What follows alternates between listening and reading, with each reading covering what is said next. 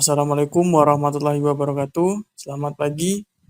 Di sini saya akan mempresentasikan mengenai adaptasi jejas dan penuaan sel.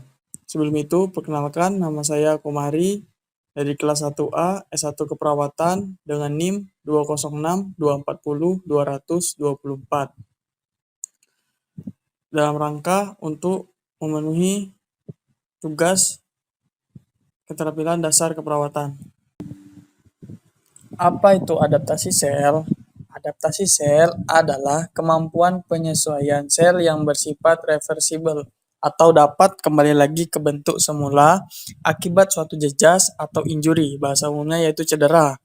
Nah, jadi sel yang cedera atau sel yang terluka itu akan dapat kembali lagi ke bentuk semula. Lalu, pada adaptasi sel itu dapat merubah yang pertama perubahan fungsi dan yang kedua perubahan anatomi pada sel. Nah, tadi sudah saya jelaskan pengertian dari adaptasi sel. Sekarang kita lanjut ke bagaimana cara sel untuk beradaptasi. Di sini ada 5 cara bagi sel untuk beradaptasi dan nantinya saya akan jelaskan satu persatu. Baik itu atrofi, hipertrofi, hiperplasia, metaplasia, dan displasia. Baiklah, sesuai dengan yang saya jelaskan tadi, kan ada 5 cara bagaimana sel itu beradaptasi. Nah, di sini yang pertama kita akan membahas tentang atrofi.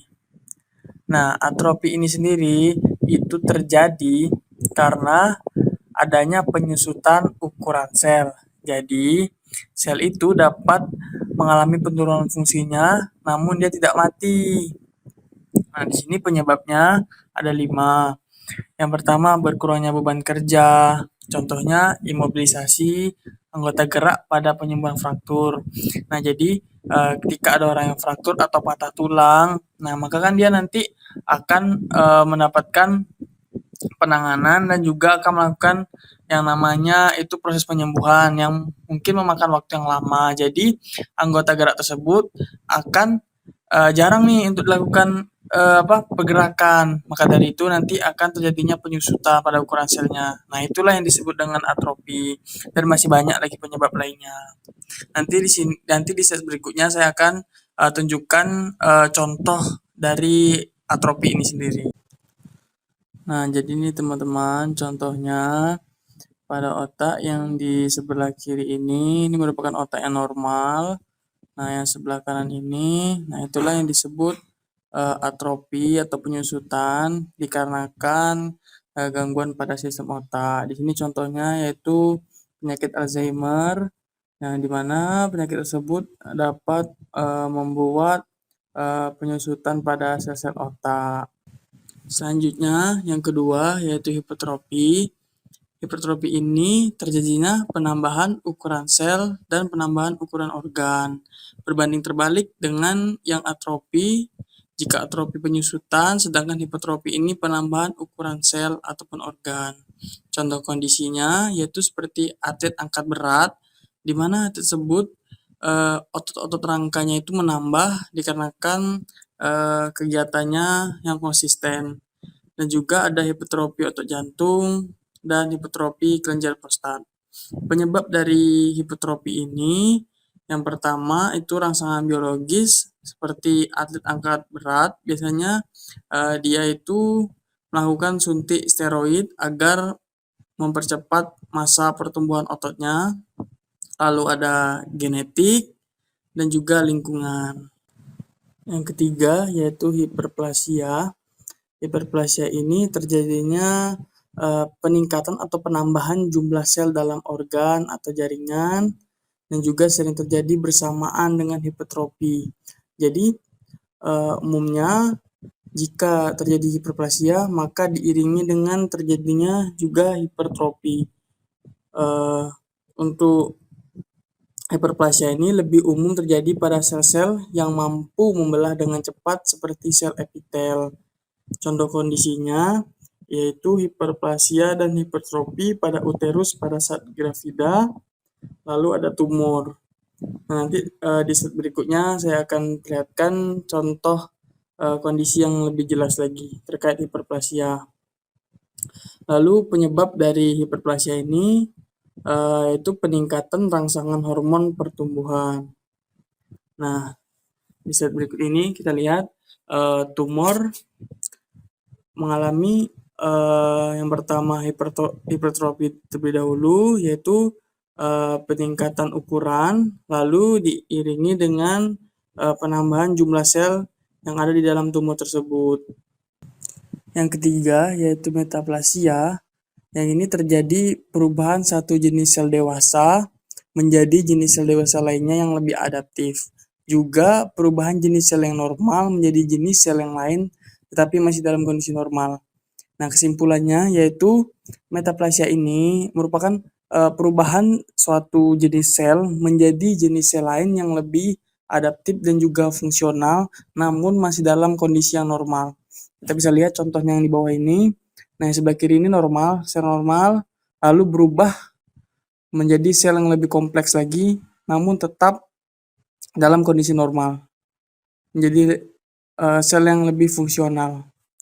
Lalu, contoh kondisi dari metaplasia ini yaitu metaplasia pada epitel bronkus yang terjadi akibat paparan terhadap asap rokok. Lalu ada metaplasia pada kandung kemih akibat infeksi kandung kemih, lalu iritasi jangka panjang dari kateter urin atau batu kandung kemih, dan juga yang terakhir kanker.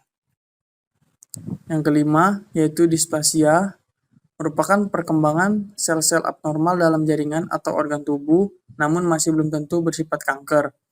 Contohnya yaitu displasia serviks, displasia ektodermal yang mempengaruhi kulit, rambut, kuku, dan kelenjar keringat. Nah, contoh yang lebih jelasnya lagi seperti gambar ini merupakan gambar displasia ektodermal yang mempengaruhi kulit. Bisa dilihat ini merupakan kutil di mana tumbuh sel-sel abnormal dalam jaringan kulit. Berikutnya yaitu jejas atau injury. Apa itu jejas atau injury? Jejas atau injury merupakan kerusakan pada tubuh yang disebabkan oleh tekanan fisik, kimiawi, atau trauma yang mengakibatkan cederanya suatu sel.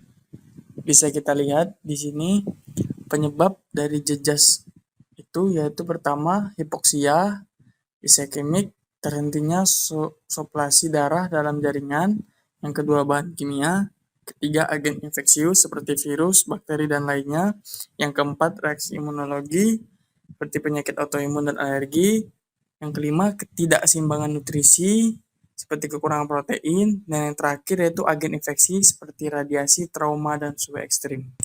Nah, bisa kita lihat seperti contoh di gambar ini adalah gangren yang disebabkan oleh hipoksia karena terhentinya suplai darah ke sel yang mengakibatkan sel tersebut mati, dan jika sudah seperti ini biasanya akan dilakukan amputasi. Selanjutnya yang terakhir yaitu penuaan sel. Penuaan sel merupakan proses ketika sel berhenti membelah secara permanen yang disebabkan oleh yang pertama kulit, kehilangan lapisan lemak, kelenjar minyak, sehingga menjadi kulit keriput dan keelastisan menurun. Terus selanjutnya yaitu sensitif terhadap suhu ekstrim, lalu deposit pigmen melanin. Yang kedua rambut, rambut kehilangan pigmen dan memutih. Yang ketiga kuku menebal karena aliran darah pada jaringan menurun. Sekian dari saya. Mohon maaf jika masih banyak kekurangan dan kesalahan. Saya akhiri. Wassalamualaikum warahmatullahi wabarakatuh.